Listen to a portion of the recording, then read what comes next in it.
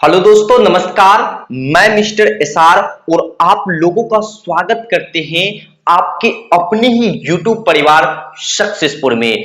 दोस्तों, आज के वीडियो में मैं आपको बताने वाला हूं क्लास 10th के साइंस चैप्टर नंबर 1, जिसका नाम है केमिकल रिएक्शंस एंड इक्वेशंस, जिसे हिंदी में कहते हैं रासायनिक अभिक्रियाएं एवं समीकरण। दोस्तों, अगर आप भी साइंस से डरते हैं तो मैं आपको ये गारंटी के साथ कहता हूं कि इस वीडियो को देख लेने के बाद शायद आप साइंस से डरेंगे, क्योंकि बच्चा साइंस को पढ़ा कभी भी नहीं जाता। एक चीज ये दिमाग में नोट कर लो, साइंस को हर वक्त क्या किया जाता है, साइंस को समझा जाता है। तो भाई इसी बात पर इस वीडियो को लाइक तो कर ही दो, और इस चैनल पर पहली बार आए हो तो चैनल को सब्सक्राइब करके बेल आइकन को प्रेस कर दो। और चलिए अब शुरू करते हैं आज की क्लास। तो बच्चा यहां पर एक चीज समझ में आ रहा है। सबसे पहले देखो, ये केमिकल रिएक्शन समझना है। तो हमारे दैनिक जीवन में प्रत्येक क्षण कुछ न कुछ बदलते रहता है। जैसे अगर हम बात करें तो दूध को हमारी माँ या बहन कुछ समय के लिए खुली छोड़ दे तो कुछ टाइम के बाद देखते हैं कि वह क्या हो जाते हैं, दही का रूप ले लेते हैं। अगर कोई लोह पदार्थ को अगर हम खुली आसमान के नीचे रख दे तो हम देखते हैं कि वहां पर जंग लग गया। क्या वाकई सर यही साइंस है और यही समझाना है? हाँ बच्चा, यही क्या है, आपका साइंस है। और देखो यहां पर मैं क्या बात किया कि दूध से दही बन गया, मतलब परिवर्तन हुआ है। तो साइंस की दुनिया में ये चेंज लिखा जाता है। चेंज मतलब होता है बदलाव, और ये बदलाव साइंस के क्षेत्र में दो तरह के होते हैं।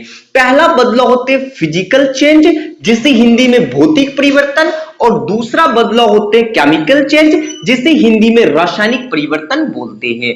बच्चे देखो, फिजिकल चेंज में क्या होता है मैं समझा रहा हूं। मान लो फिजिकल चेंज में मेरे पास क्या है, पानी है, और पानी से हम लोग क्या करते हैं, बर्फ को बनाते हैं। ठीक है, बर्फ बन जाएगा ना, बोलोगे यस सर बर्फ बन जाएगा।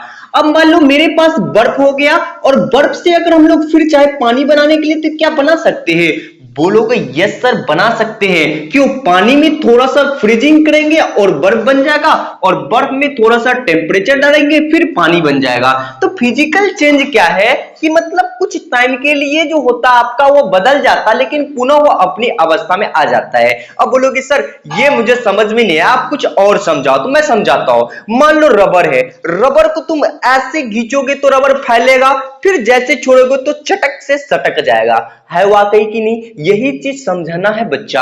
अब मान लो कि जैसे केमिकल चेंज है, केमिकल चेंज में क्या होता है, मान लो कि दूध है, दूध से हम दही बना दिए, तो क्या फिर सर दही से दूध बनाया जा सकता है?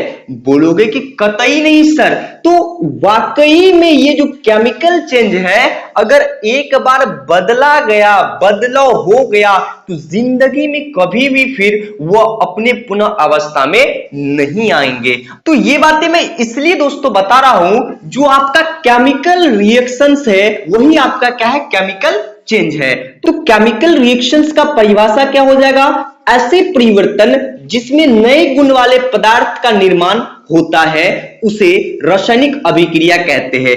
मतलब इसमें क्या होगा, पदार्थ कोई आपस में जुड़ेगा, और जुड़ने के बाद अगर उसका गुण बिल्कुल भिन्न हो जाए तो वही क्या होगा, आपका केमिकल रिएक्शंस। जैसे मान लीजिए मेरे पास एक एग्जांपल है H2 प्लस Cl2।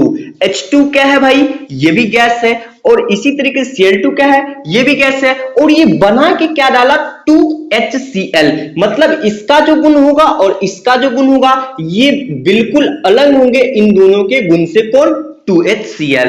जैसे मान लो मेरे पास CaCO3 है, ये रिएक्शंस करने के बाद CaO प्लस CO2 बना डाला। दोस्तों समझिए, ये जो तीर का निशान है ये क्या दर्शाता है कि भाई ये कोई प्रोडक्ट है। मान लो ये मार्कर ब्लैक जो है कोई प्रोडक्ट है, और ये जब प्रोडक्ट का हम लोग चेंज किए तो मार्कर ब्लू बना है, तो ये किधर को ओर दर्शाएगा, तीर ब्लू की ओर दर्शाएगा, क्योंकि निर्माण किसका हुआ, ब्लू का। तो यहां पर ये कोई प्रोडक्ट था, इसका निर्माण हुआ है यहां। अब दोस्तों समझते हैं, देखो ये जो तीर के निशान है, तीर के निशान के जो इस साइड होते हैं, जो रासायनिक अभिक्रिया में भाग लेते हैं, तो वो भाग लेने वाले पदार्थ को अभिकारक अर्थात रिएक्टेंट बोलते हैं, और जो भाग लेने के बाद नए पदार्थ बनते बिल्कुल भिन्न वाले, उसे हम लोग प्रतिफल या फिर उत्पाद या फिर प्रोडक्ट कहते हैं। आई होप दोस्तों केमिकल रिएक्शन समझने में कोई तकलीफ हो तो मुझे जल्दी से कमेंट करके बता देना कि सर यहां पर मुश्किल है, यहां पर नहीं समझ में आए। परिभाषा मैंने लिख दिया, तुम नोट कर सकते हो। तो डियर स्टूडेंट, हमने क्या देखा कि भाई केमिकल रिएक्शंस में क्या क्या होता है। अब चलिए उसे जानते हैं। आखिर ये तो केमिकल रिएक्शन हुआ, आखिर ये रिएक्शंस में क्या क्या ऐसा रूप देखने को मिला उसे समझते हैं।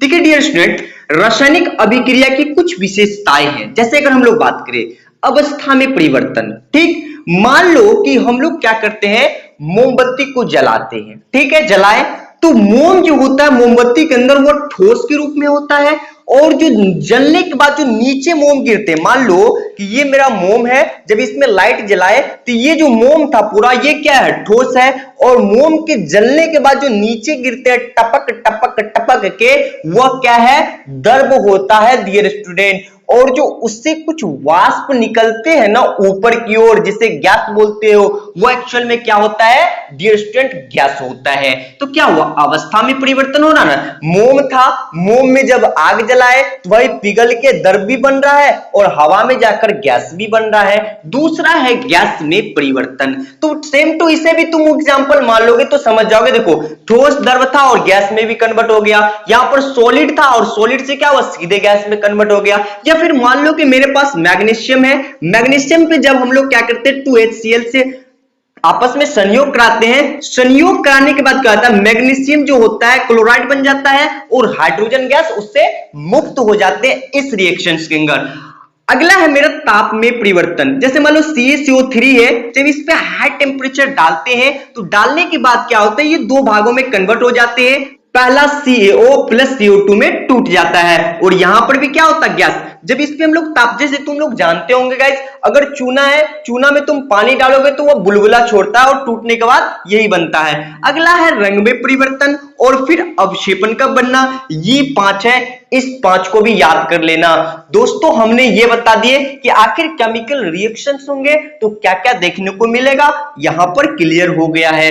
अब नेक्स्ट टॉपिक है हम लोगों का कि भाई what is a chemical equations. बहुत ही मोस्ट इंपोर्टेंट ये टॉपिक है, यहां से क्वेश्चंस आते हैं आपके बोर्ड में, इसे नोट कीजिएगा। दोस्तों देखिए रासायनिक समीकरण क्या होते हैं मैं आपको समझा रहा हूं। ये जो रासायनिक अभिक्रिया है, इस अभिक्रिया का छोटे रूप, मतलब अगर मैं यूं बोलूं कि भाई तुम लिखो 6678, ठीक, मैं बोला शब्द में लिखो, और उस शब्द को हम लोग क्या करें, छोड़कर उसे हम लोग क्या लिख दे, नंबर्स में लिख दे, तो बोलोगे को उसका छोटा रूप हो गया, हुआ कि नहीं, वही सेम प्रोसेस है।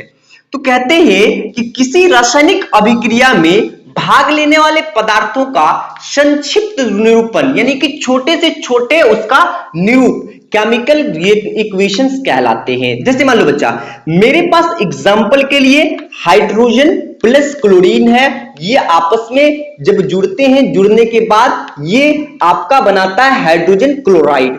अब देखो ये जो हाइड्रोजन है, इसी हाइड्रोजन को अगर हम लोग यहां पर H2 लिख दे, और ये जो क्लोरीन है, इसी क्लोरीन को हम लोग अगर Cl2 लिख दे, और ये हाइड्रोक्लोराइड जो है इसे हम 2HCl लिख दे, तो यही क्या है, दैट मींस केमिकल इक्वेशंस। यानी कि सिंपल सी बात समझो कि कोई भी शब्द में अगर इक्वेशन से लिखा है, उससे उस शब्द को छोड़कर अगर उसके सिंबल पे लिख दे तो वही केमिकल इक्वेशंस हो जाएगा। जैसे मैंने तुमको क्या बताया, देखो मान लो यहां पर सोडियम है तो बोलते हैं ना सोडियम को Na, मान लो क्लोरीन है तो क्लोरीन को हम लोग बोलते हैं Cl, मान लो हाइड्रोजन है हाइड्रोजन को बोलते हैं H, मान लो आपका क्या है नाइट्रोजन है तो नाइट्रोजन न लिखकर उसका सिंबल का यूज करते हैं ना N। अरे नंबर कक्षा में नहीं पढ़ा है, ये सारी बात पढ़ा होगा बच्चा।